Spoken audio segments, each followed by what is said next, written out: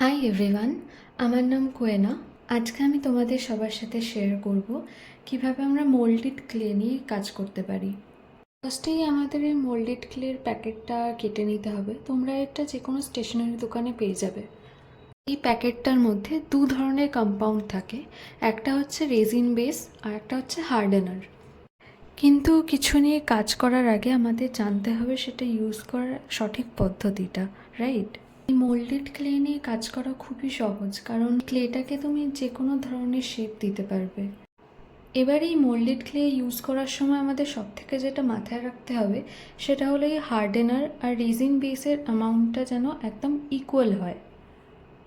তোমরা দেখতেই পাচ্ছ আমি একদম সেম অ্যামাউন্টের দুটো কম্পাউন্ড নিয়ে নিয়েছি। যতটা প্রয়োজন ততটা নিয়ে আমাদের প্যাকেটগুলো খুব ভালো করে মুড়ে রাখতে হবে। এবার যে কোনো ধরনের একটা ট্যালকাম পাউডার নিয়ে অল্প একটুখানি নিজের হাতে আর যে সারফেসের ওপর তুমি কাজ করছো মোল্ডেড ক্লেটা নিয়ে সেখানে ছড়িয়ে নেবে। এবার আমি এখানে যেটা করছি সেটাকে বলে রোল অ্যান্ড ফোল্ড মেথড। এই রোল অ্যান্ড ফোল্ড মেথডটা ততক্ষণ কন্টিনিউ করতে হবে যতক্ষণ না পুরো ক্লেটা হোয়াইট হয়ে যাচ্ছে।